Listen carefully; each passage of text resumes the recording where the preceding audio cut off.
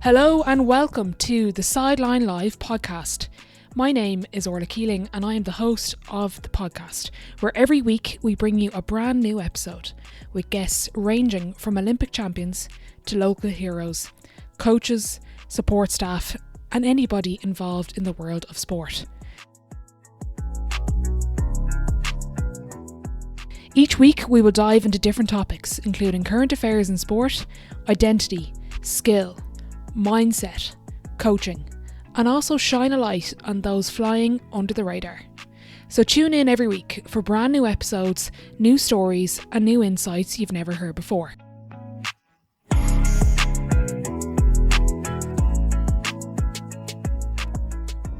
Okay, delighted to be joined by Tony McEntee. Tony, thank you for your time. I know you're a busy man, you wear a lot of hats there. Yeah, thanks. Well, less so all recently, since I've stepped down in my recent role in Sligo. Yeah. How are you finding that since stepping down? Readjusting, Orla, to be honest, it took up quite a bit of time, but it wasn't the time, it was the enjoyment of it, it was the experience of it, and I really did enjoy it. And I'm now moving into a period whereby next year, as I'm talking to you now, I'm not doing anything in relation to coaching and that. So it's a readjustment. It was 5 years in Sligo, and I had 3 years before that and helping out as part of the backroom team in Mayo. So it was quite a bit of time traveling over and back to West and focusing on that part of my life. So it's a period now where I need to just readjust. And it's funny because at home here with my wife, she's wondering now, what is it? What is it I'm going to do? How am I going to fill my time? Which is natural enough because she knows that I get fairly bored fairly quick. Is that period of readjustment, do you miss being part of something and part of a team, or is it just kind of adjusting, obviously, a logistical point of view in terms of time as well? Oh, I think it's a mixture of things. Certainly on the people piece, absolutely. I miss it. Like we had a great management team, in Sligo. We had a lovely bunch of players, and we were trying to move together in one. And having left Sligo, I can say I spent 5 years there. And while during that 5 years, you may not get on with everybody, I'm leaving it at the end in a good place, like not having fell out with players per se, not having fell out with the management team, the county board, and things like that. So I feel like I'm leaving it in a good place. So yes, I do miss that, but it's also I suppose part of being in something that you're trying to develop and change and steer or create something, I suppose, with whoever the county board and the players and everybody else involved in that. And I actually like that piece. I like that piece where you're trying to mold a team, you're trying to create a bit of shape about them, you're trying to give maybe something else to help with their identity and that. I just like being busy and involved in that. Do you find, like, in terms of the 5 years, if I was to go back in time and to visit the setup in your first year and then to visit your setup what it was this year, what would be the biggest difference between the two? Oh, they'd be unrecognizable, principally because COVID was the first year, and it was a horrible year in respect to the amount of time engagement with the players and that. But that aside, I think over the years when we were Sligo, there might have been about 75 players or something was involved in that Sligo setup. And to say at the end of the 5 years, we had all the players, I think at least, who were able to play for Sligo, playing for Sligo. I think that would be the case. So it was quite a transition in time. Every year there was 8 or 10 players out, 8 or 10 players coming in, trying to readjust it on that. And I know we'll probably get to at some point where people talk about team identity, or what I know other words is maybe used as culture on that, and we'll maybe talk about that separately. But I think what we're trying to do here in this period of time was to try and build a level of acceptance amongst the team and the players and the fans and spectators, or even the county board, in relation to how we can develop this team and how we can improve, I don't know, small things within the county, even as much as, access to training fields and conditions and things like that.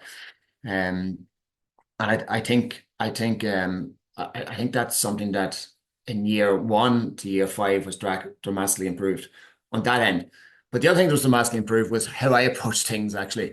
And I give you an example is around communication. And communication for me was the biggest challenge throughout those 5 years. How do you get communication right? And I'm talking about, in relation to selection of players and communicating that with players.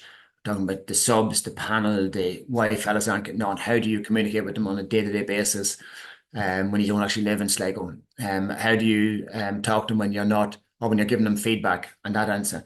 So every year that was a challenge, and every year we tried to improve things. And I think from year 1 to 5, I hope that everybody within the set of management team and players would see how we developed and improved that throughout that time. So I'd say that was definitely a challenge, Orla.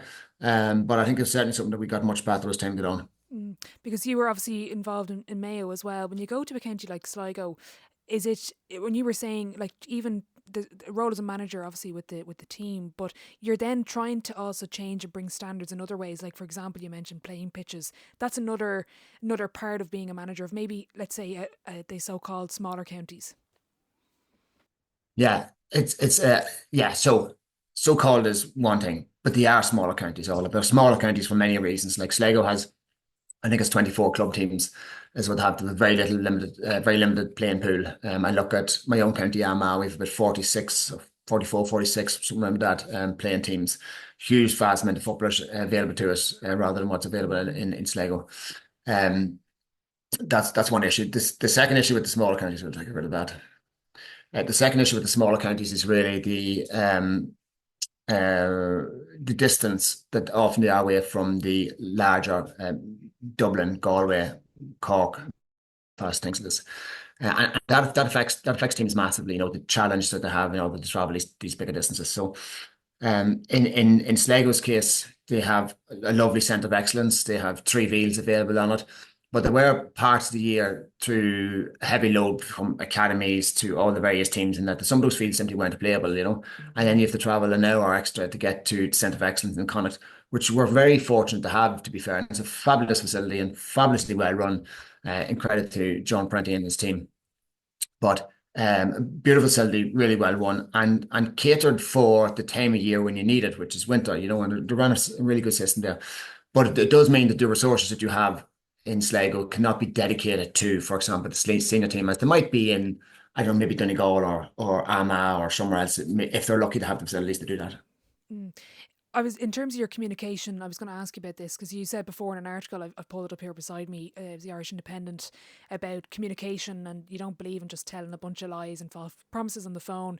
A player is not in the team because of injury, application, attitude or ability. Give us an insight into your communication as a manager.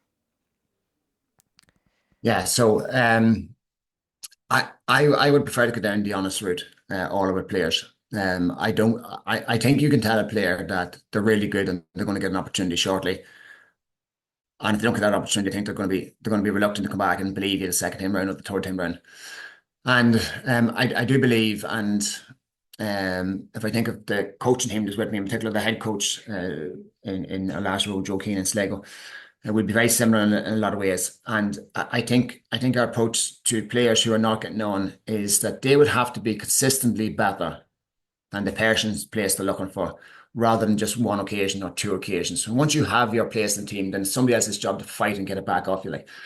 And I think we'd be very honest. I think we'd be very honest with players in saying, you need to be better than that person for a longer period of time in order to take their position, and that they have the benefit of it for now.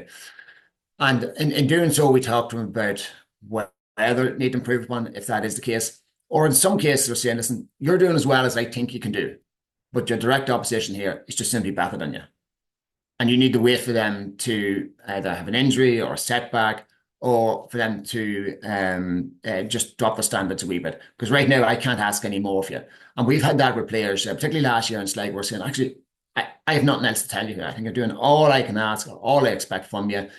Just right now, you just have to be patient and wait for that opportunity, Now, I think when you're with a set of group or set of players for a longer period of time, I think there's value in that, Aura, because I think then they at least know that you're going to tell them the truth, and they can come to you and challenge you based on something that's true. Because if that's not true, then it's easy for them to come back and say, well, listen, I have been better, I have performed, he hasn't been training, or whatever other reason they might have.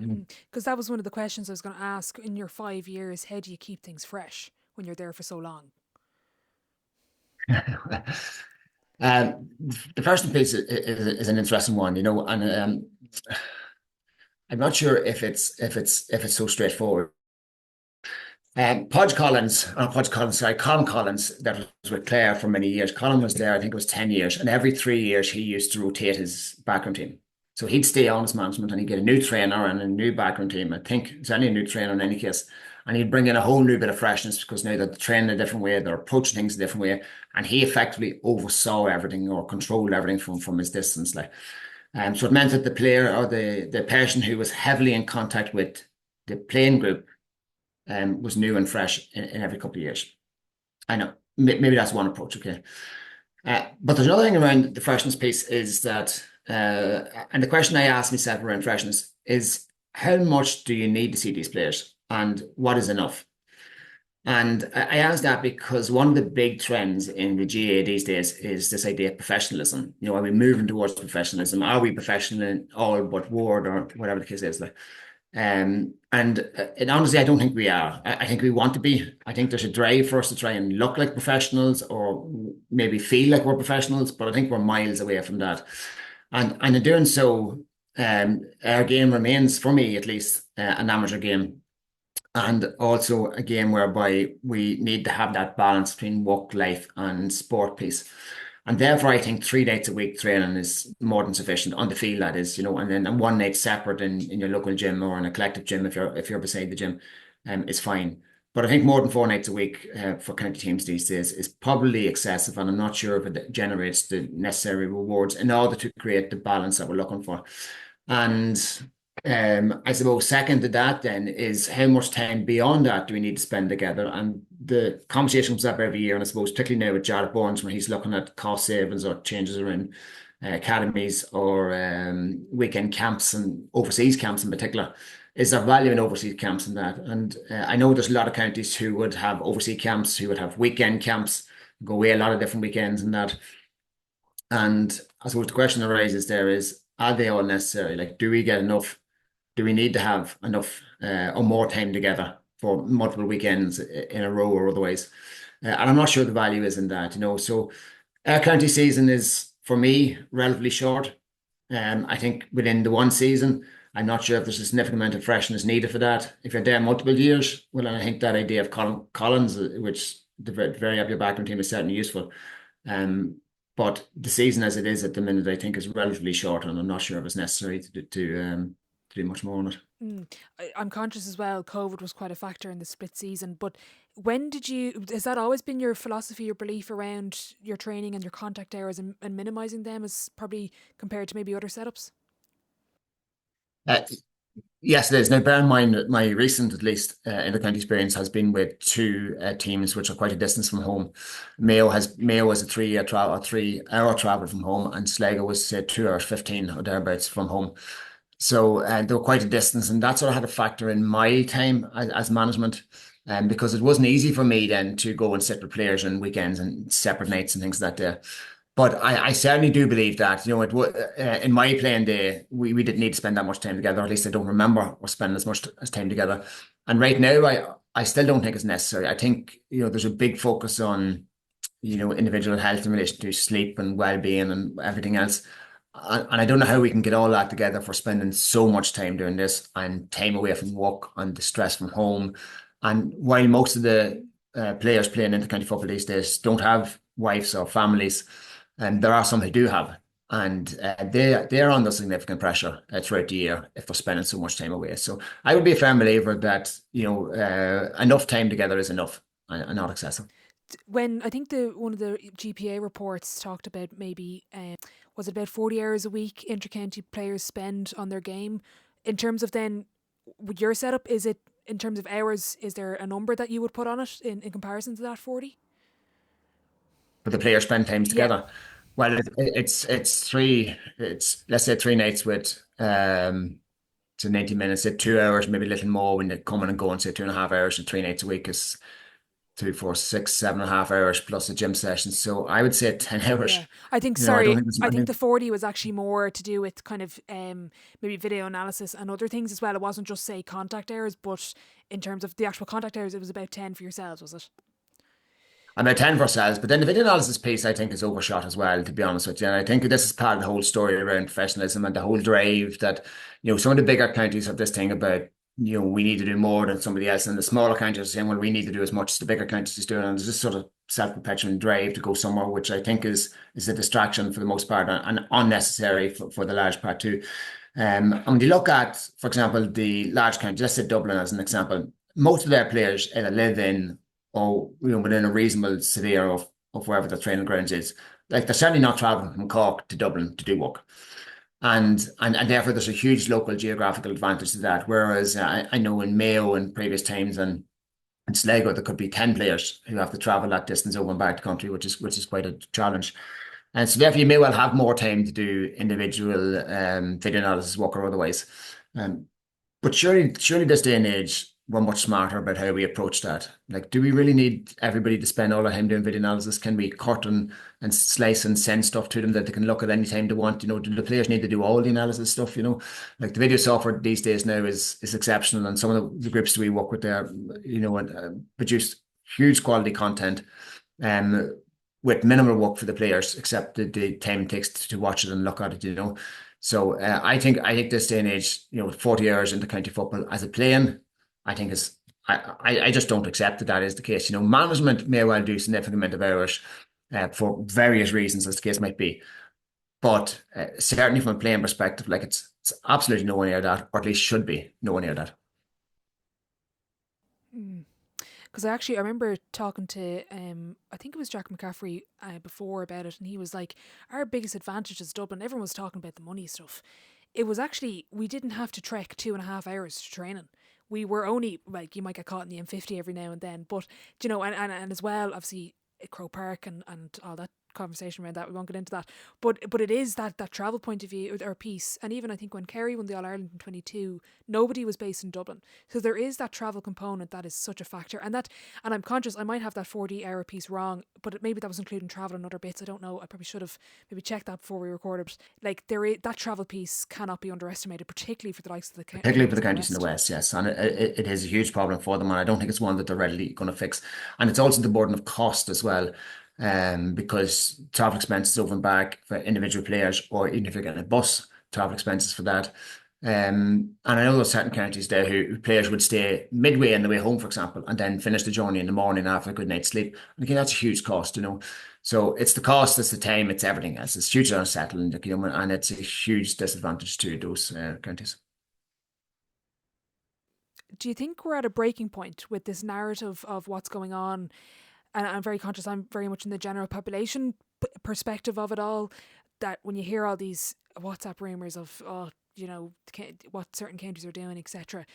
But are we at a breaking point of trying to drive this to professional levels without taking into account the person and the family and the work commitments? So I think at county level, it's maybe not as bad as what it sounds like there. I think the issue is arising now coming back into club level. So the counties have more resources, more support available, more bodies in the ground that try and help and do many things, including psychology or otherwise. And so the more access to that, and they have better resources available to them for all that sort of stuff. I think the problem arises now coming back into clubs. Clubs are now saying, well, we need a sports psychologist, we need somebody to do GPS, we need a performance coach in a club setup. And honestly, I think all three of those are absolutely not necessary at club level. They're all nice to have added extras, as the case is, and that's no offense to any of those professions, obviously. And of course, it is my view only in that. But I think that's where we're getting carried away, is that it's now coming into clubs. So instead of having 32 counties which are looking for these resources, we now have whatever it is, 2,000 clubs that are thinking that we must have or must need these things, And there's a club not that far from home for myself here, that's certainly not a million miles from home, who have all those resources and are trying to bring what was effectively an intermediate team in to try and win a senior championship in a county that's not that far from me. And there's huge resources and huge money being pumped into that, or at least huge time being pumped into it from many different professions. And as yet at least has to yield any results from that. So do you think the issue is we're at the club level, we're copying and pasting the model at intercounty level and expecting results? Yes, we are. But I'm not sure if it's the club's fault, as in the individual club's fault, because most of them clubs are doing what they're being asked to do by the management. So the management team or the coaching team or whatever you call the person who's leading it, I think that's that's what the problem arises, and that's the problem that arises in the big clubs or the big counties or the big places, because they think that they can, I know, replicate whatever Jim Galvin did, or maybe Jim McGuinness or Jack Connor or somebody, like, when Jack has it, so let's get it, we can have it, and that'll make all the difference to us. And I think fundamentally GAA, as it is still very much a game of football. It's a skill game. It's a football game. And these other specialties are adjuncts to that to try and make it better at the top level, but not at all levels. Do you think there needs to be more? I remember mentioning on an episode a while ago about kind of a managers association. From my perspective, it was more to do with streamlining some things. Like, I don't, particularly in ladies football more than men's, the manager will pick the strength and conditioning and some of the other services to the county, and I don't really understand that. I think it should be centralised to the county board, but also centralised to the organisation. Would you advocate for maybe not an association, but more a look at a kind of not a look at, but kind of an investigation into this stuff? Are we like to try stop it getting out of hand? Is that what you're kind of maybe looking at? Investigation's a strong word, but kind of just a bit more inquisitive around it. Yeah, I heard you talking about that before, Orla, and I think there is value at one level of that in saying there's unique consistency of the professional support levels available, whether it be the S&C nutrition or whatever the case is, rather than bringing in a whole new squad every year and all the mess that comes with that. The problem I see at the minute as a manager is you build a trust with your S&C person, who you believe is brilliant because you've worked with them for whatever number of years that is. And you want that same person because it's not just a trust, but you've learned how to communicate with them. You've learned how to challenge him on different things. You've learned where he is interested in and what parts of the game that he wants to develop from his own end. And you've seen the results of what he does. Now, when you move into, let's say, a new role in a new county with a new S&C, now you have to start from scratch. Has the injuries been from the previous S&C, or is it something you can control, you think, with your person? So I think there's a huge bit there between that S&C person. And I do see value in moving along, because like all roles, not all S&Cs are equal, and not all psychologists are equal, or performance coaches or normal coaches or anything like that. They're not all equal. So with that variation, then you will have problems with it. But I certainly do see value in relation to managing that, because one county that I was talking to her about recently have different S&C people for the senior roles, intermediate, or under 20 roles, minor roles, and then general academy squads, whatever the case is. So 4 S&Cs managing their S&C across the county. Now, at any logic, that doesn't make an awful lot of sense, and that's something that probably needs to be tidied up. Counties need to have much more consistency, I think, in that, if it's at all possible. So in terms of when you were saying about we're not close to professionalism, or maybe that was not what you exactly said, but in terms of going towards more professional levels, is that in terms of, that's one thing where we streamline strength and conditioning across every squad kind of thing? Just to be clear on this, all, I don't want professionalism. I don't want professionalism in the GAA. I don't think it suits us at all. I think we're absolutely a million miles from professionalism. Like, I don't see how anybody calls us professional, and even this idea that we're professional in everything but the name, I don't see that the case is. The students are students. The workers are working. They have other distractions in life beyond just professional sports. They have irregular sleep routines, or they have social lives and things like this here. Like, they don't have the same professional environment that, I say, a soccer player has, or potentially the newer rugby players have.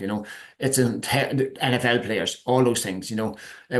In many ways, the GAA athletes, men, women, and all, are superb athletes, but they're not superb athletes in contrast to proper professional athletes. If you go to the NFL, like, most of our kids don't make it in the NFL because they're very different athletic performances and that.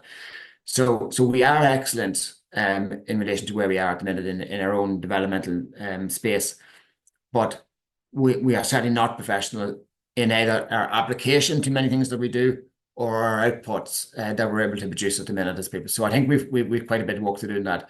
And I think the danger is that we want to be, or we think we are in many ways, but yet we don't have the ability to do that because we can't get the sleep because we're traveling over and back from Sligo to Dublin, or whatever the case is, or we don't have the necessary resources around nutrition or performance or psychology, or what is most likely the case, and this is again part of the time aspect too. You may have access to those facilities, you just don't have the time to engage with them. Do we have enough time in the 2 hours that we're training, or in the time before, during, and after training to actually do a whole lot of work around the additional stuff beyond the football? Like I know you spoke before to somebody, but actually it wasn't. It was Colin Parkinson was talking to somebody recently. I think it was Carl Dillon, and it was about minor players making it through to intercounty. And the point he was making, or one of the points he made, was that previously you used to go and you kick a bit above 10 minutes as part of the warm up, and then you start a warm up. Whereas nowadays you do foam rolling for 20 minutes, or you do exercises or stretching, whatever the case is. So you're losing a time period where you probably previously developed your skills, and then losing a bit of that now. And his point wasn't to give out about S&C, but it was more or less to say that you only have a finite amount of time, and S&C needs a chunk of it, coaches need a chunk of it, and maybe somebody else needs to steal a chunk of that too, whether it be performance or psychology or otherwise, or whatever other adjunctive healthcare professions that you have involved in you. And we have a time issue there, and I don't know if I think we're trying to squeeze too much into the one package.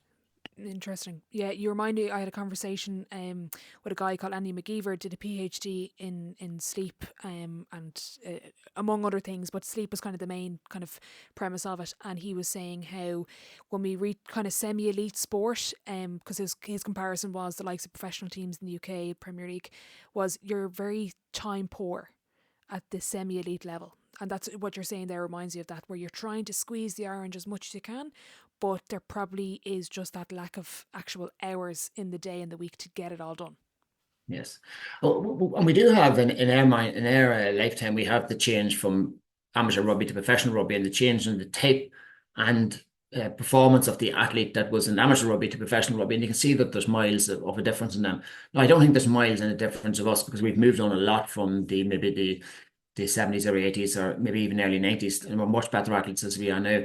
But I still think we have a lot to develop and progress in that. So I think calling us professional is doing an injustice to that. Really interesting piece around the strength and conditioning coach, and you're right to call me up on it, because I didn't take into account the importance of the communication and relationship between you and obviously the S&C coach, but obviously your backroom team. I love asking this question, Tony. How do you build a backroom team as a manager?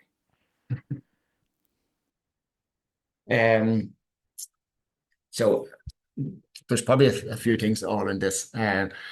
Luck's going to play a good part in this. I think most inter-county roles become available at the minute. Everybody wants to know who's your backroom team.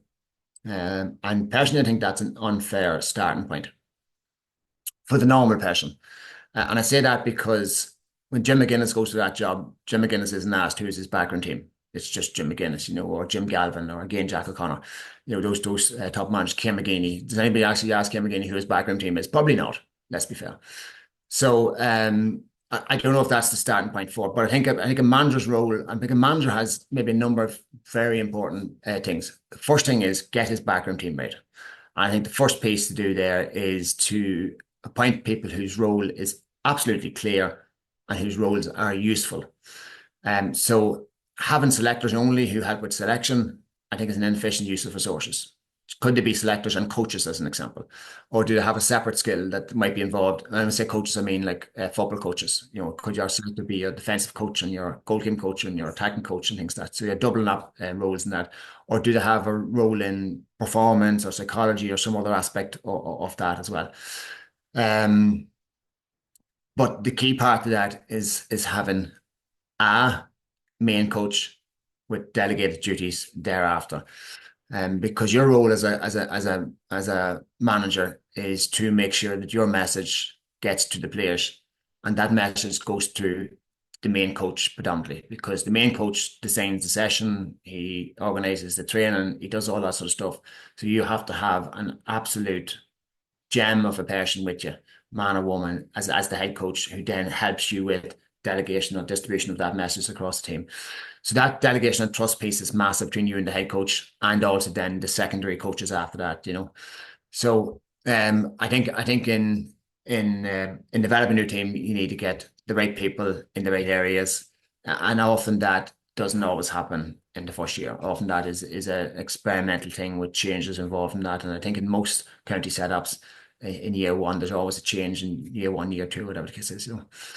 I think the next piece then is around of the management skill of a management piece here I'm talking about is the communication piece with everybody really.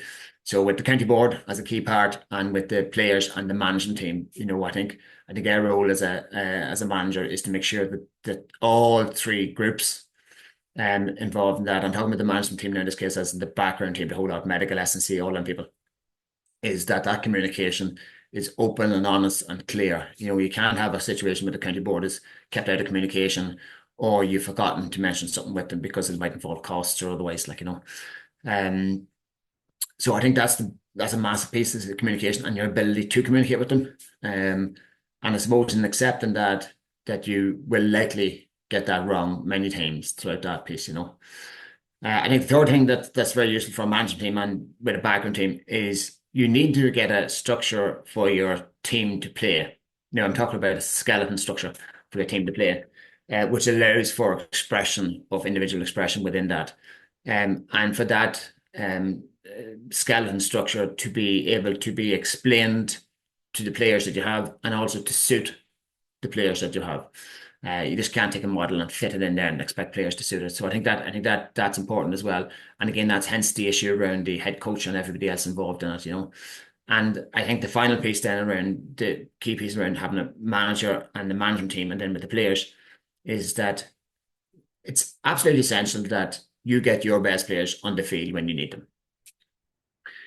If that's not the case, it's a failure somewhere. It's a failure in medical, S&C, coaching, or management. It's not the county board's failure.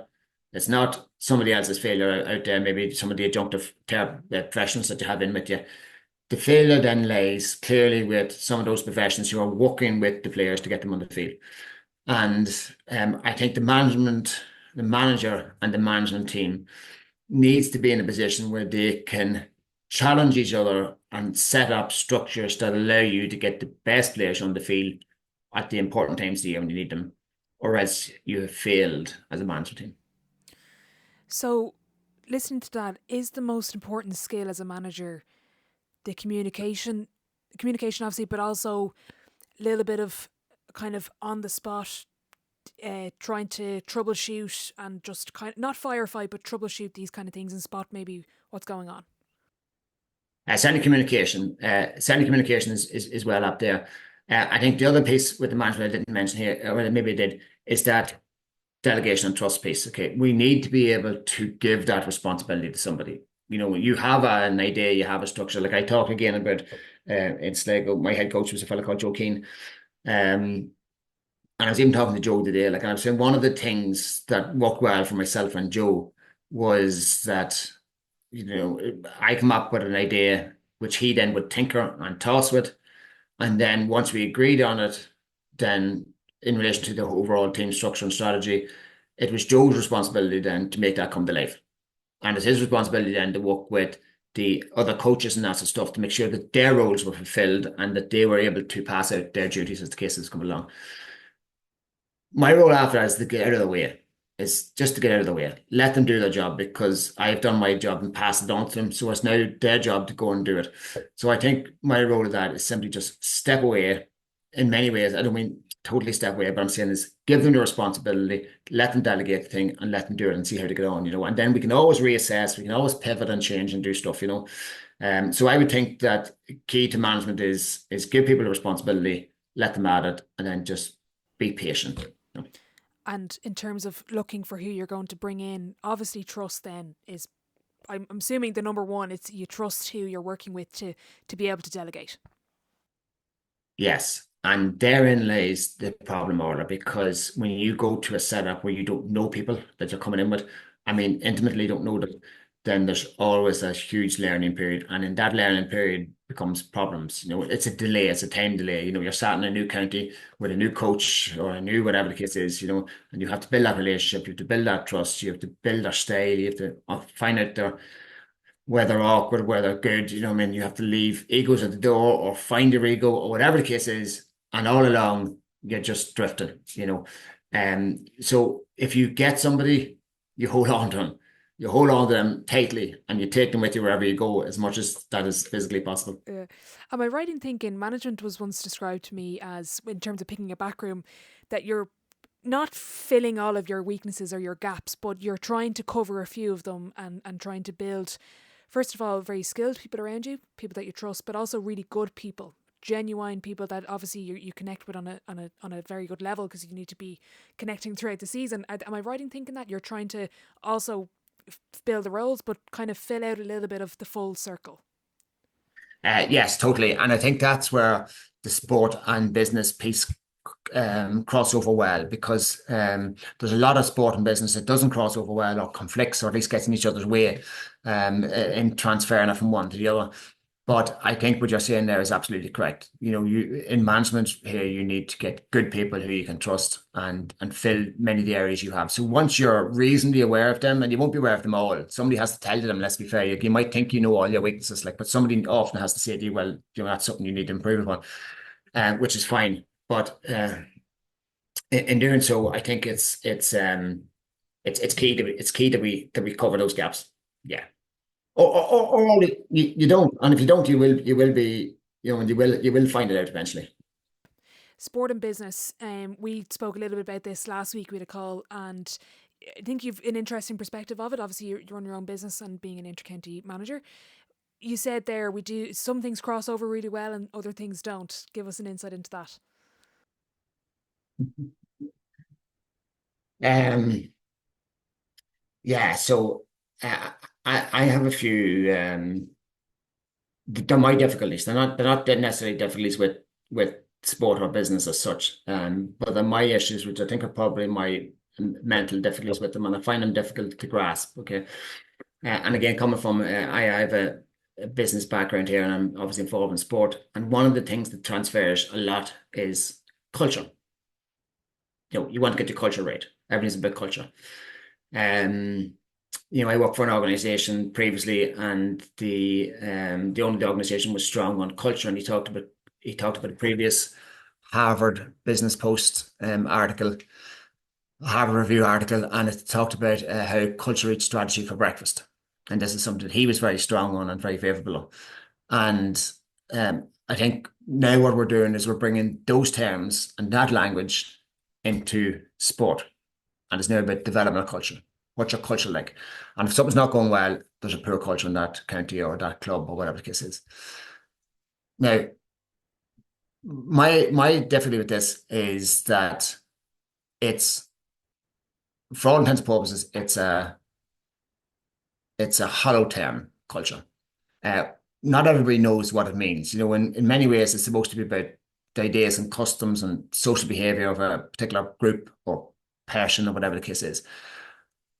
But in the sporting environment, to say that we need to improve a culture, and you talk to a normal person who's in your team of whatever it is, 40 individuals, do five of them individuals have any idea what you're talking about? Out of the 40. So there's 30 people behind there talking about what does he mean by culture?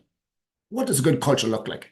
You know, what does a bad culture look like? You know, and in many ways they're reading it, and what they see by culture is, you know, James thing who wrote Legacy. Kerr. You know, James Kerr who wrote Legacy, and his idea of culture and this idea of cleaning out the sheds and that sort of stuff. And now we think, oh, we must have to clean out the sheds, whatever that means. You know, I'm sure there's an analogy with that somewhere in there, whatever that means. And then if we don't do that, have we got a good culture? Do we not? You know, and I think the whole entire thing is both misrepresented and discussed at a level that's far beyond the majority of us that are in the room, and therefore it's lost.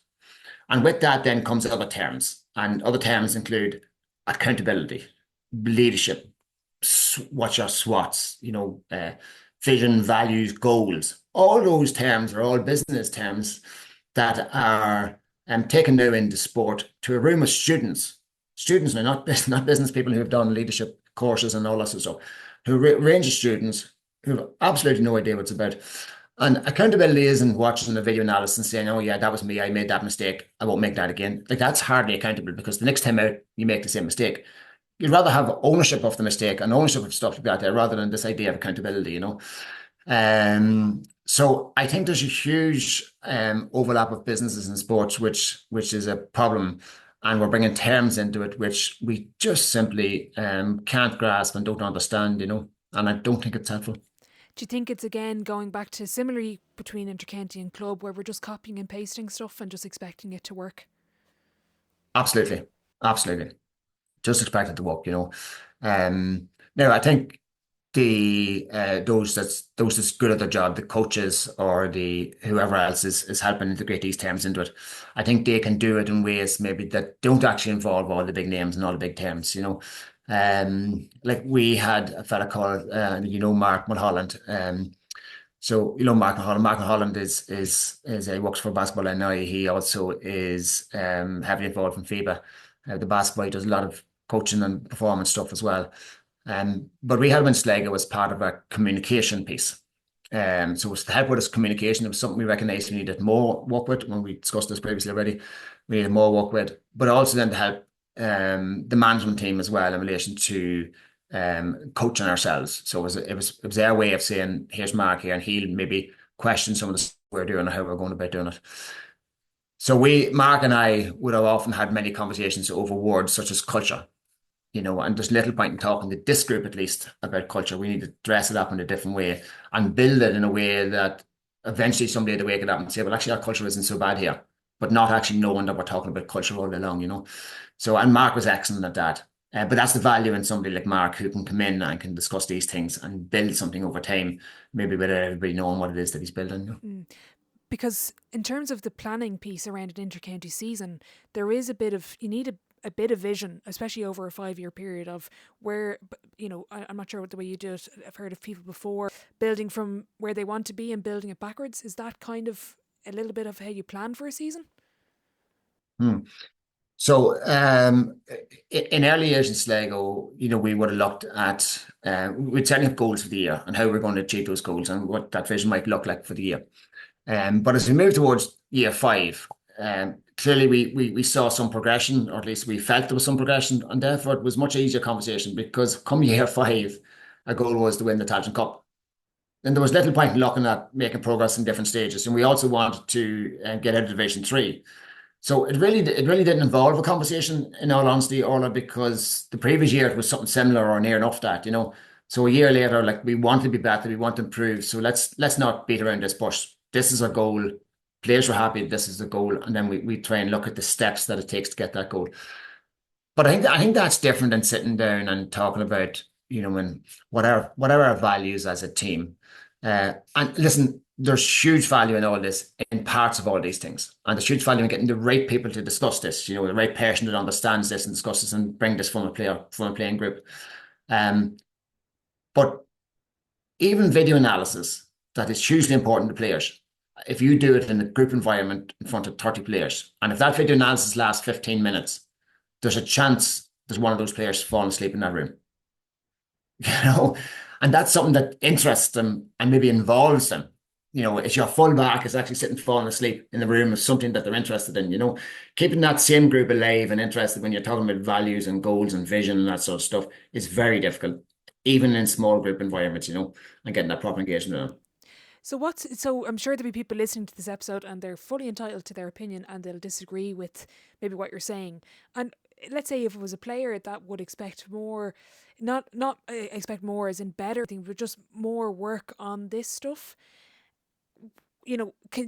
What's your, I'm just trying to see from the other perspective of it, where people want this and they look for it and they seek it. What would your, you can see it from their point of view as well, is really what I'm trying to say. There are very different takes on all this in terms of how people approach things. Yes, and I agree. And I think that's the value of a county setup, is that you can either have people who let's say these extra professional groups who can either help you with the vision, value, goals, the performance stuff, the psychology stuff, all the other stuff. And they do a really good job of that. And again, some of the group really love it. Some of the group are not so sure about it. A small antidote in that is that when I went to look for help in trying to identify the different aspects of performance psychology that it would be helpful in Sligo. I spoke to 10 different intercounty managers at the time, just to find out how they're using some of these different professionals and what their view was on it. And the view was very mixed on it. Some of them loved it in year one, mixed about it in year two, got rid of them in year three. Some of them loved it full stop. Some of them never tried it and were afraid of it. Some of them never tried it and actually said, I should have had it because it might have turned out much better than the way the experience worked out. But it was very mixed. It was very mixed across the board. Now, in saying that, obviously the personnel involved in all these things was very mixed as well. Not just the players, talking about the actual professional as well. So you can get very mixed responses from things. My personal view is that counties that at the county setup, access to all those professionals is absolutely necessary. Absolutely necessary for either performance or for psychology or possibly both. But whether it's actually needed on a all the time basis or otherwise, or for all the team or otherwise, is questionable. I think everybody who wants access to it should have access to it, particularly the psychology part. Well, should have access to it so they can go and talk to the proper professional who has the proper skills in that. But whether that proper professional needs to be in the room on a regular basis at training or games or otherwise is certainly questionable. That's another maybe misconception about intercounty management, that managers don't speak to one another. The more I learn, the more I realise that they probably do pick up the phone to one another more often than you think. Yeah. Yes. we probably do talk often enough, maybe not so much in season, but certainly out of season and all, to try and get a handle on how we can improve or how we can change, or maybe even just to talk to somebody about aspects of something that we're not happy with. I know recently I would have talked to 5 or 6 intercounty managers after I left Sligo and that, just to get a handle on where my own headspace was and a number of different things. And to be fair, every one of them were very courteous and no issue with them. There's not a love-hate when it comes to intercounty management. Everybody's just trying to do their best in many ways in this role, and most of us are all flawed in it anyway. Well, I remember speaking to players before, and they were saying people try to build a narrative when you're playing against your best friend, for example, or siblings, say when they're on a different team, particularly in basketball. And it was like, well, I relish that because I get to go up against my, let's say, a good friend or a relation or something, in something that I love to do, that we're both really passionate about. And then obviously if you're a friendship or you have a connection, it stops at the line and doesn't continue. So there is really, when you peel it back at the layers of GAA, managers, players, everyone else involved, we just wear different colours, but we're pretty much very similar, really. We are, yeah, no, we're very similar. I would agree with that, yeah. In terms of managing then, and one of my other favourite questions is, let's say for a squad, I don't know what your number is, I'll just say 35 as an example. 1 to 35, you've got 15 obviously starting each game. How do you keep 26 to 35 motivated and pushing, because they're the ones that push the 1 to 15? Okay, it's a great question, and one we've had, me struggles with massively. And I've struggled with it all my time in that, because you spend so much time focused on, let's say, 1 to 15, 1 to 20, because they're getting game time. They're the ones you're talking with about the performance. They're the ones that's getting the video analysis. They're the ones that's getting all the attention in many ways. And then there's a group that's maybe getting less attention. And it's unintentional, to be fair, because that's what the focus is. And the season is so cramped and everything's so rushed at the minute. And it's very difficult to get that right. And just a small anecdote is Keelan Cawley was the captain in Sligo when I went in. I made him captain in Sligo when I was there. Super fella, right? Very driven, really the outstanding leadership within that group at the time. Or the outstanding leader within that group at the time. And as the years went on and Keelan became towards the end of what I felt was his playing career, he then became a sub and he was getting some time on games. Now, Keelan, I don't think will mind me discussing this, because Keelan wanted to play and he trained really hard. But at this stage, I felt at least that he wasn't in the same position for a starting position as he was in the previous years gone by. And he spoke to me about this because in the years when he was playing, he may have saw then the subs as somebody who were the negative or disgruntled about stuff. But when it changed and he wasn't playing, and he was now on the sub bench, he could entirely see where they were coming from because they weren't getting the same level of communication from the management or the management team, and they weren't getting the same opportunity as the case was. And they felt they were more entitled to that. And he spoke to me about that, and I think that was a nice piece for me. I'm sure it was a learning piece for him as well. Um, because that group from 15 or from maybe 18 onwards, um, are very difficult to manage because they're the ones that's often coming to you with the issues, or where's the performance in that. So how do we approach that? Approach in a couple of ways. Okay, one is we got Mark in, as I discussed before, and Mark was to help with that. Um, we then had a number of different pieces to say game day. So when game day was only 26, the subs involved in game day, we would speak to them at sometimes before the game, and direct stuff at them before the game, sometimes at half time. But actually, most games at half time, we would keep the subs back, and one of the other fellas, Kevin McLaughlin, in this case, would speak to the subs along with Mark in order to get their views. Sorry, before halftime, the views of the game, because they're watching the game as well as we're watching it, get their views of the game in relation to three key points that we were looking at, what went well, what could be improved, that sort of stuff. Three key points around that. After half time, they had a discussion with them as well in order to make sure that they were focused and ready in the game in the second half. And then following the game, then some of those subs or otherwise would be involved in a post-game analysis piece, saying the Tuesday night, where they would get the chance to look at their input, their review into where we're going to. So we didn't as much have a leadership group in Sligo, but we certainly had a group of players on a Tuesday night after games who would engage with Mark in relation to where we are, where we need to go to, and what we're actually looking at, So I think that actually helped in relation to keeping them engaged and actively engaged, as the case was in it. And then beyond that, then we tried to have regular touch points as a management team with those players, uh, either informally or formally, as the case might be, in order to try and give them more feedback, more engagement of where they are and where they need to get to, or not, as the case might have been in relation to the 26, making the 26 or not. Mm. So there is quite a significant amount of input from players, and I'm not just talking about the subs. Obviously, the other players would then have an influence too, or maybe not influence, sorry, but kind of engagement. Like that's maybe not something that maybe people listening that don't have an experience in inter-county setups wouldn't be aware of. Like there is a lot of engagement across the player. Like we talk about player driven setup, you hear that word a lot, but there is a huge amount of engagement and feedback from players. And there is around that half.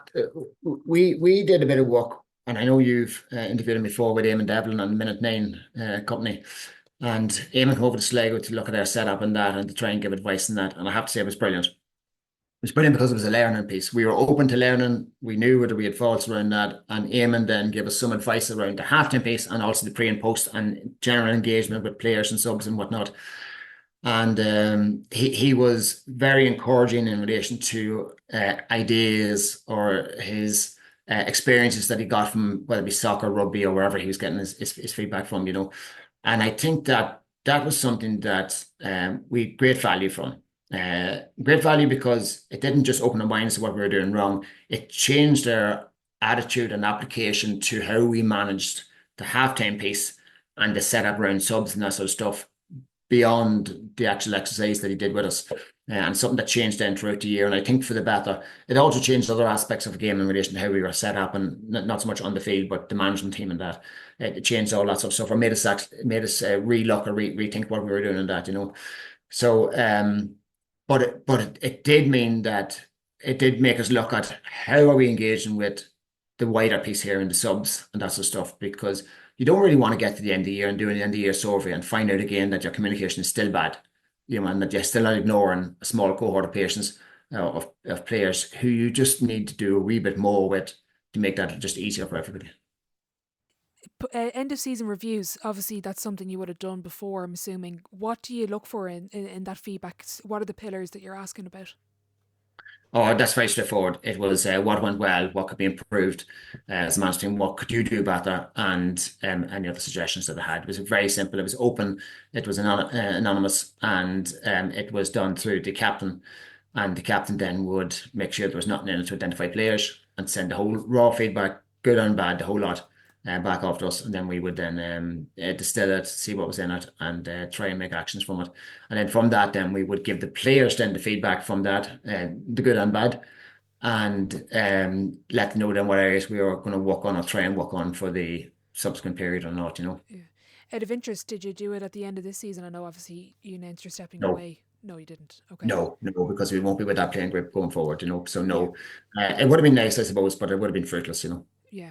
In terms of, trying to put I use the word success, but if like to look at the last 5 years, what you've achieved in Sligo, when the word success or what you achieved, when I ask you that, what's the first thing that comes to mind during your 5 years? What was the biggest thing you achieved, Tony? So all of that's slightly awkward in this circumstance because while we won the Division 4, I think there's more in that Sligo team. And I think that's the achievement piece is that we now are in a position where we can actually realistically, sorry, not there anymore. I'm saying is that we should have realistically got to Division 2. We should have realistically got to Croke Park this year and into a Tailteann final. And that was well within our control. Like we are good enough this year gone by. We were good enough to win a Tailteann Cup. We were good enough to get to Division 2, and we fell short in both of them goals. And I think if I look back, the year before I came in, or maybe the year before that, Sligo won no games throughout the year in Liga Championship. And there's reasons around that, but nonetheless, they won no games. So I think moving from that through a team that over that period of time, I think we had one of the highest win-loss ratios throughout all four divisions in that period of time. It's little, reward, but it does show that there is enough players within Sligo to perform, and they're still underperforming in relation to success and where they can go to. But I would certainly be very pleased from our perspective and that of the management team. I know I speak from the management team in this, and particularly the S&C and medical team, like in their ability to get the majority of players on the field when it mattered, actually worked really well. And as a result, we actually, we nearly got to where we wanted to get to. Yeah. One of my favourite questions to ask is what separates the great players from the rest of the pack? Tony, from your playing and coaching experience, what are the attributes or the patterns that you see in that? Now, aside from the physical piece, Of course, yes, of course, yeah. Yeah. For me, it's one thing, and it's work rate. And to be honest, I know I even talk to my own kids, and I have 4 kids, 2 boys, 2 girls, and I know talking to my own kids, the main focus I have with them is work rate and application. And I think if they have that, then they'll go a long way. Obviously, if you're talented and have loads of ability, you'll get so far. If you've work rate, you'll make it all the way. If you're not as talented and if you work rate, you'll still make a long way with it. I'm not somebody who believes that anybody can be Tiger Woods or that anybody can be Rory McIlroy, as the case is now. I don't believe that is the case because they have some innate ability that most of us don't have. However, I think you can push yourself a long way if you have the right application to it. Amazing. Skills in the game, anything that comes to mind in terms of overlooked or underrated skill? So I'm also the coaching officer here in the club at home, along with Aaron Kiernan. He was one of my coaches in Sligo as well, defensive coach in Sligo. Great fella, by the way. But coaching officer in the club here at home, and we would be firm advocates in our home club here across McGlen of kicking and catching. We still believe they're the 2 most valuable and the 2 most underrated skills in the game. I know when you were talking to Shane Walsh before, Shane Walsh talks about the dummy and sidestep and things like that there, and fair enough, he's brilliant at all those things. But he's brilliant at everything, let's be fair with Shane. But I think when it comes to skills that are most important, I think kicking and catching is, because now in the game it's opening up. I think if your ability to catch and kick that ball again has come right back into the fore here again, and a lot of people may not have it, Because the rules really have brought the game to, not to say it's gone a full circle, but the skills of kicking and catching weren't maybe emphasised in years past with the likes of the defensive systems coming in, but now the game between the arc and the 3 up and there's other stuff I haven't mentioned there, it's really changed the game. And as you say, if you were maybe growing up in the period of those defensive systems, your coaches were trying to copy and paste something from an intercounty setup that they weren't being developing their skills, and now they're kind of not stuck, but they don't have those skills now for the modern game. Yeah, I work with two of the best coaches I know. Okay, and the first one was Donny Buckley. Now, Donny Buckley scored a goal in the 1985, I think it was, All-Ireland final to beat St Vincent's for his home club, Castle Island. And an inside forward, absolutely brilliant coach, but he's an out and out defensive coach in many ways. He's brilliant defensive coach, and anybody that talks about Donny talks about how his team set. You can see the impact that he has on his team because he's a brilliant defensive coach. And he was the coach that was particularly over that Mayo team with Keith Higgins and all those excellent defenders in there. But he was a brilliant defensive coach. And last coach I worked with, Joe Keane, corner forward for an Ireland winning club team in Cross Malena, and out and out corner forward, shooting from about 20 yards only, and yet he is, in his own words, normally a defensive minded coach, at least. And we had the interesting contrast in Sligo where I was looking for an attacking game, football, and he was principally a defense coach, and he had to change his mindset in order to get towards that thing. So it's interesting that a lot of the really good coaches out there are actually forwards, but they're defensive coaches. And there is a transition that needs to happen now for those coaches and obviously new coaches coming in to be able to say, well, how do I change and keep many of the brilliant things I'm doing now, but yet open up this game to allow us to be much more offensive in ways? How do we kick the transition much quicker? How do we move in pace at different spaces and that? How do we set up now to allow us to take more advantage of that transition game? And it'll be interesting to see how that goes. But their skill will remain because one-on-one defending is right back in here again. With the ability to defend properly, who is going to take on those good forwards anymore? And it has to be only one man because two men isn't going to work. Totally. Do you think in terms of, we've seen size and physical capacity was huge in terms of actually getting into the gym and lifting weights and all this stuff, and players are starting to maybe trim down a little bit more. Is speed going to be maybe the next thing that we're just have incredible, I don't literally just speedsters up and down the pitch?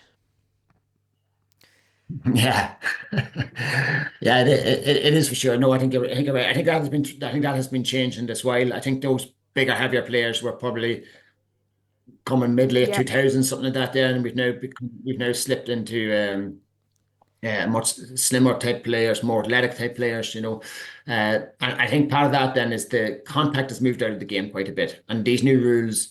Maybe that's one of the downsides of new rules is that there's much less contact. And part of that's maybe due to setups and teams as well. But there certainly is much less contact. And with less contact there, you don't need the same bulk you had before. And if you have the pace, so if you mentioned Jack McCaffrey before, if you have the pace of Jack McCaffrey, and the physical size of Jack McCaffrey, you're going to go a long way on the new game. How did you find it being involved in inter-county squad and all of the rule changes?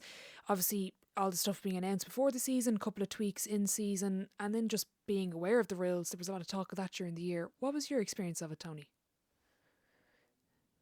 Um, it was challenging because more because of the change aspect to it, and all as well from business. Once you introduce change into an environment, there's uncertainty with change around many things. Changing the rules, changing the environment, changing play, all this stuff. You don't have the same cover in defense. You don't have you have more space in attack. All that stuff. How do you exploit? How do you exploit it? How do you train for it? What are we going to change or not change? So uh, we come up early with a plan. That aspects of that plan changed a wee bit as new rules obviously got amended and adjusted a wee bit. On the whole, though, if we just take a step away from our own annoyance piece, I think the introduction of the new rules went really well. Yes, in season and between games, it did impact whether the rule changed or whether the ball was taken up or not taken up at different stages and that sort of stuff. As the rules changed, I should say, that did cause some frustrations and particularly around the timing of the keepers. The 20 seconds to kick the ball out, and now it was 30 seconds, and now they didn't really bother that much. So a few readjustments like that did cause some problems. But on the whole, I actually think it was handled really well. There was a reasonable good communication with it. Yes, there's aspects that could have been better, but for the most part, I actually think they did a really good job on it, and they have opened up our game. And we have been forced to relook at how we now play ourselves to that game. And I think that will continue to innovate over the next couple of years as we adjust to it. But I would say as a whole, it was good. It was challenging from a management team. It was challenging from a player's perspective. But I think everybody adjusted actually more than well, I would have thought. There's a lot of talk now about bringing in other changes, one of them being a 4 point goal, or sorry, changing the value of the goal to 4 points. Is there any other rules you'd like to see introduced or maybe taken away? What are your thoughts in terms of, I think Jim Gavin wants to build the best game in the world, in terms of what would be your vision of the best game in the world in terms of the rules? Well, I think taking away the 2 point free Yeah. is one, so I think that's a no-brainer, but I'm not sure they're going to introduce that. I don't see the 4 point goal of having any value at all. I think the stats from this year's FRC was that there was more goals this year than previously. So if there's more goals, why give more value to the goals? Because if it was the opposite case and there was less goals, you could see some reason to encourage it. I don't see that being the case. I also feel that the when it comes to the better teams playing the lesser teams at some point in the competition, when the better team gets a 4 point goal, it will knock stuff out more so out of the lesser team. And I think that'll become more of an issue. It is still the case that the better team playing against the weaker team has a huge disparity in their ability to get scores and that. So I think opening that up further isn't helpful, and I think anything that causes that to be wider will discourage people from playing it. And I think we've yet to see that going forward is what type of player will eventually come through our games. The slower, let's say, fullback or the more robust midfield or whatever the case is. Does he have a role under these new rules and that? Will that impact the type of player that's coming through now from junior right through to senior? And if it does, then that may well be an unintended negative consequence of a game by changing these rules. So I think that's something we just need to watch over the next couple of years and see how that manifests itself. Mm. In terms of, Tony, your experience in sport, what's the biggest lesson you've learned from it overall? I know I mentioned before all of that my memory isn't great when it comes to some of these things, but I do have something on this, okay? And I suppose it is when you think you have it all sorted and done, something happens to catch you out. And I'll give you an example here. Was we were going as a club, we were going for our third All Ireland in a row. Now, this is our second time doing it, but I think it was 2011, 12, and 13. And it was 2013, we were playing St. Bridges from Roscommon in an All Ireland semi final and going for three in a row. Now, we were a superb team at that stage, and we thought everything was fine, and we were naive going into that game thinking we'd just play better football and we'd go well. Now, I can say, in my view, St. Bridges, managed by Kevin McStay at this stage, will disagree with this, but they spent the day pulling some of our key players down, Aaron Kiernan being one of them. And this is prior to black cards and all that sort of stuff. And as a result, our game was stagnant. We were an open flow and fast moving team. They were brilliant, actually. The team itself was brilliant, fast moving football. And St. Bridges slowed us down, got into dogfight and ended up winning that game. But we were naive in that, and that has happened to us a number of times throughout my career. We won our Ireland final in 2002 with Armagh, and the following year, Monaghan beat us in Clones in the first round of an Ulster Championship. That shouldn't be happening. In 2004, then, that was 2003. In 2004, 2003, Armagh played Tyrone then in Ireland semi-final in 2003. Tyrone won it. But in 2004, then both Armagh and Tyrone were playing on the same weekend, same day actually, it was in Croke Park. We played Tyrone played Mayo and we played Fermanagh. And with respect to Fermanagh, we should have been beating Fermanagh most days of the week, and we didn't. And neither did Tyrone beat Mayo. And that year, then Mayo and Fermanagh got into the first round semi-final. So all those occasions were days where we thought we had everything fixed and everything sorted, and we didn't. And I look back on all those occasions and I'd say to myself, now we had opportunities, we just didn't see them at the time, or we had warnings and we just weren't open to them and weren't obvious to it. So most lessons from sport, and I guess the same in life, if you think you've it all fixed and you haven't, you don't. Brilliant. I love that anecdote. I didn't actually think of this till now, but I remember talking to a basketball player, Claire Rockall, now Claire O'Sullivan, and she's from an area in Galway, and they've had huge school success in basketball. How much of an influence has growing up in Crossmaglen had on your football and your growing up, but also like your the way you carry yourself on the field and as a manager? Interesting question, Orla, and a really good one, I think, because I think now. I think, and I stand to be challenged in this now from many Gaels out there. But my view at the minute is that the Ulster counties, and I'm talking about all the Ulster counties, not just the Northern Six, is that the Ulster counties are very much affected historically by the Troubles, and therefore have a huge identity, which is connected to GA, the GA culture, the traditional Irish piece, and that's as a legacy from the Troubles and involvement in the Troubles. And I think that helps us massively. And it helps us all massively, between either creating that cultural identity, the close-knit piece, the trust between each other, the ability to fight for each other, the memory of the past times and troubles and all of that other stuff, you know. And I think as you move further south or in any direction south, outside of the northern, the Ulster six county, or the nine counties in Ulster, I think that diminishes and diminishes significantly because I had this challenge in Sligo in many ways, and I'm sure it's the same elsewhere. It's not just Sligo, but what is their identity? Do you still have the same growl for the Irish language, for the Irish culture, for the Irish, for the flag, for the people, for the whatever the case is? You know, do you still have it? And if you don't, well, what are you replacing it by? Are you doing it for just your family or your friends or your local? I know you're big into the your why or your purpose and that sort of stuff, you know. And I think the northern nine counties are very much driven partly by the past and partly by their history and partly by that want for maybe to be more part of that wider thing, you know. And I think that that drives a lot of that. So my background then coming from Crossmaglen, you know, is probably very much influenced by that. I don't have massive memories from childhood, but it's very much influenced by that need to pull together, to strive, to be better, to be strong, and to get involved in the GAA in order to keep you away maybe from parts of the trouble, you know. And then when times are rough and tough, you're able to pull out something to say, we get over that, we can get over this, you know, and try and drive forward, you know. And I think that's, and I think, and this is only my view again, is that those nine counties in Ulster um, are improving, I think, at a greater rate than the other counties throughout the island, because they have that weight of history and I'm able to carry it and to use it for their advantage. That's very interesting because the stats at the moment are between not just like senior levels, but schools, underage. Ulster as a province are dominating the competitions. There's a lot going right on the field.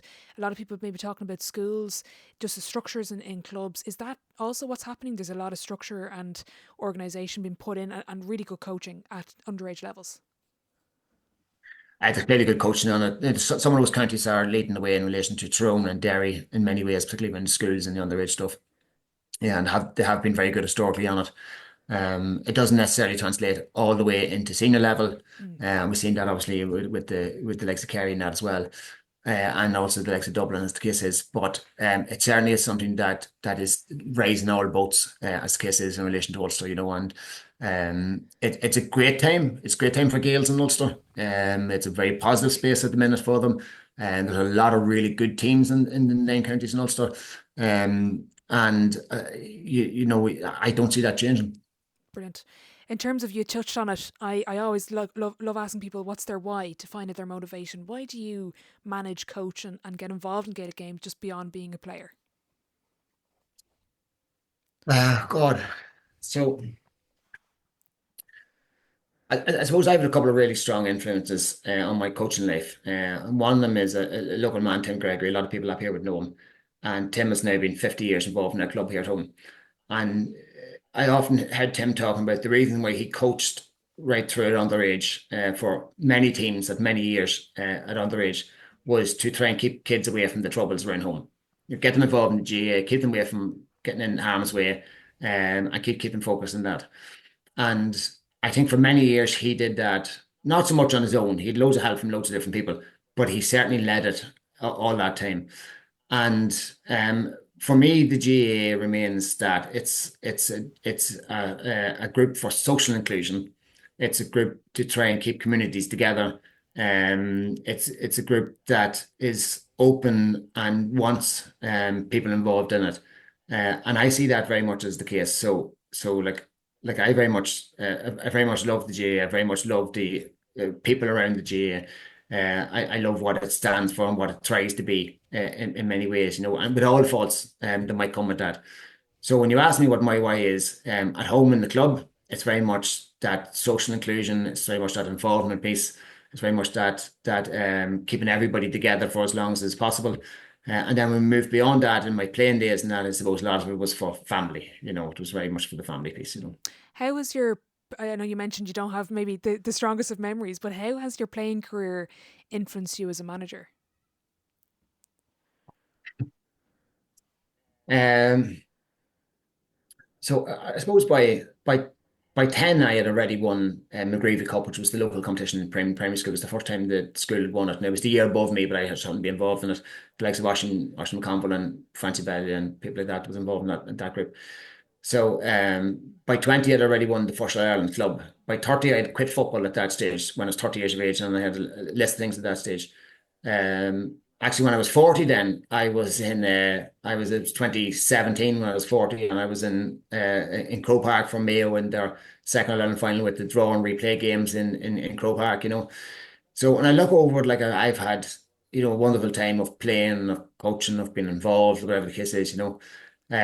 So the GA has very much shaped my life, you know.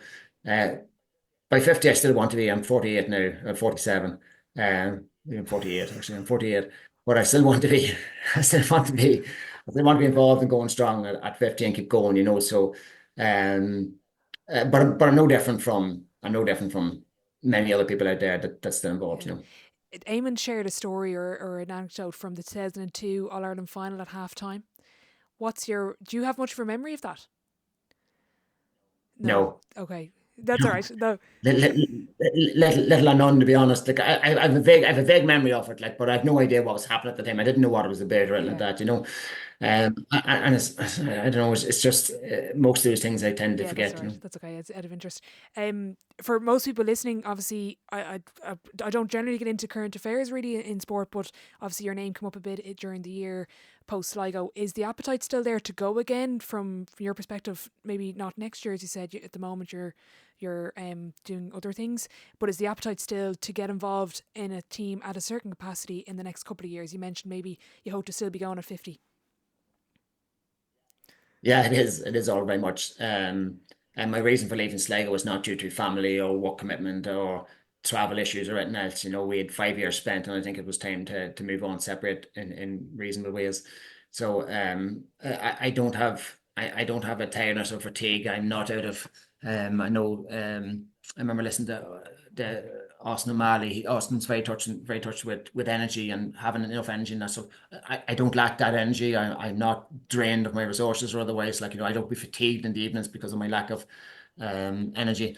So I'm very much want to continue being involved in the club or county as the case is, and look forward to, I suppose, partly my involvement in it, but also partly for learning and challenging and seeing how I can improve or see what else I can bring to it, Brilliant. you know. I'm going to have to wrap this up, Tony. I've really enjoyed it. Really learned a lot here. And the Sideline 7 is the same 7 questions at the end of every episode. Question 1, Tony, what's your favourite quote? Uh, I have two, or if you don't mind, okay. The first one I first heard it at least from Vice Admiral Mark Mallet, okay, who in this case he was the Vice Admiral in the Irish Navy, and when I was at Mayo, Owen Rochford got a meeting with this fella from with Vice Admiral Mallet, um, and it was brilliant. It's brilliant. This is the man that leads the Irish forces, okay, and he led them from 2015 through September, I think 21, somewhere about that. So he had them for quite a period of time. And he talked about a phrase which was opportunities pass, they don't pause. And I love it. Opportunities pass, they don't pause. And I use it all the time at work and otherwise. And I use it with the family here at home and everything else. You know, my wife who's going for job interviews and all that sort of stuff. You know, opportunities pass, they don't pause. You know, if you don't take it, it's going to be gone. If you don't even look at it, it's going to be gone. And what's the worst that'll happen? It doesn't work out for you. At least you've tried it and you've seen how it goes, you know. That's the first. And the second one then is very much through that work ethic piece that we discussed earlier on. And it's a play on, I think it was Michael Frost who would have said it originally, one of his poems or whatever it is that he was writing at the time. And I think as a play on the best way is always, the best way out is always through. Now, mine's sort of paraphrase from that, which is the best way is through. The best way is through. And the whole idea there is that it means that you need to overcome many challenges and many stuff, but you need, if you come across them and it's like a build a wall in front of you, you need to get over the wall and move on. So the best way is always through. Just keep going, find a challenge, get over your challenge, keep going. And that's and for me that's about, when if it's struggling, just work harder, try and get through it, move over it, So they're the two phrases of two quotes. Brilliant. I love the opportunities one. That's really amazing. Just on that, actually, how did your time with Mayo, how did that influence, or did it change anything, that experience in terms of you then becoming a Oh, it manager at did. I Sligo? was relatively raw that year. I was only when I was 38 or something coming in there. This was a phenomenal team, that Mayo team, it had a really positive influence on me. I really loved how they approached the game. I really loved the team. Then Stephen Roach was the manager and Johnny Buckley was the trainer. I really loved the team around them, learning from them, and the time with the players. There's still a lot of those players that even yet if I meet them, I would still have conversations and all with them. Huge time of admiration and respect for that team. And as a team that was much maligned, and the talk still today about Mayo teams not winning All-Ireland finals, or maybe not performing in All-Ireland finals. But that certainly could not be thrown against that team, because that team performed in all those All-Ireland finals, and they just happened to be beaten. The case was by an excellent Dublin team as well. Yeah. Question two, kind of on that, what's the best sporting event you've been to, Tony? You can pick one as a fan or as a player, I whatever have a comes to mind. relatively narrow field of sporting events, to be honest. So it's GAA in fairness in this case. And my best memory is the All Ireland semi final in '02, where we played Dublin. Uh, the Dublin fans were phenomenal and they brought a huge atmosphere to that game. And I can remember yet, and I know I told you I have a bad memory, but I can remember yet, and I was a sub, I was sitting in the stand, the national anthem and the volume from the Dublin and Armagh people that day. And the beauty of it over the final is that it's all Armagh and all Dublin, or mostly at least. And it was a phenomenal experience, I have to say. From the other side, then the non-playing side, is that 2017 finals. That whole Lee Keegan throwing the thing at Jeremy Connolly for the freeze and all of the stuff. All the whole experience was just phenomenal around that. In terms of actually your club experience as a manager, like you co-led your club to two consecutive All Ireland club titles, like that's and then obviously you had won as a player as well, but like that's an incredible achievement to then go back and do it with your club. Like that must mean Yeah, something as but well. I think the best memory of that is the first one, because the first one is the thing that set everything off. We were a small club in South Armagh, whatever it was, 500-600 members at that stage, and we were able to go on and win an All-Ireland title. With the background of the troubles, with all of the stuff. And I believe at least that fed then into Armagh in subsequent years. We're in that confidence and belief. Because it was in '87 we won our first All-Ireland title, and it was in '89 and 2000 we won the next two. So it was 2002 them and Armagh won, and I believe that fed into the whole Armagh success, in some way. I'm not sure everybody would agree with that, but certainly did in Yeah. some way. So I was lucky to have 4 club All-Ireland titles as a player, 2 as a manager then, and then before going to Armagh, and get whatever it is with Armagh. So yeah, we're very fortunate. Yeah. Brilliant. Question three, the biggest setback or challenge so far in your career, and how did you react to it? That challenge was probably a number of years ago, and I decided to move away from the previous employer, to a decision whether to continue with work or move into sport. At that time, I had an opportunity to take on a sport in the county, Sligo in this case, and the reality was you either choose work or sport, and I chose sport. So I was moving away from a good role, a good opportunity, and a good company, and then having to start over again. And it wasn't a something that you follow your passion or anything like that. That wasn't necessarily the case. But when your options is continue with work or continue with a sport that you love and you want to do, it sort of left me with a very little option. So I then had to refocus my mind and say, well, where are you going to go now? What are you going to do next? And out of that then came medical advice company, which we've set up since, and I've been working in since that. On the flip side, then, your biggest achievement today, Tony, on or off the pitch? The '97 All Ireland Club final. That was what Brilliant. Brilliant. Sorry, I kind of took your answer away from you a bit early there. Question 5, advice to your 18-year-old self. Yeah, we mentioned a couple of times in podcast about my lack of memory or recollection of times gone by. So, I guess advice is that you have loads of good days ahead. Try and remember them. You know, Very and good. we did Very like we good. had brilliant days and we had brilliant occasions. And I talk to people still out there who followed us as a club. Like we had a phenomenal club support from all over Ireland because our club team was a sort of a physical, robust team. You know, and we two different teams. The older team was strong, robust, and could win a game by a point and hold on to a point for 20 minutes. The other team, which was the co-manager Gareth O'Neill and myself, brilliant football team and much more flowing and exciting that way. But both teams actually had great support from across the country, you know. And I didn't appreciate it until much later when you often meet people and say, well, just was a great fan of that team you had back then, you know. So. Question 6, dream dinner guest and why? And you can have a dinner party and open up if you want. I can have a what? Have a dinner party if you want. People just start cheating and add about 6 different people. I give you a couple of ones in my mind. Clint Eastwood. I love Clint Eastwood. I love all his old films, all his new films. Like, but if he was coming to the party, I'd want him in the character in Gran Torino. That character of Will Oh, Clancy yeah. in Gran Torino. Yeah. Well, in character at that.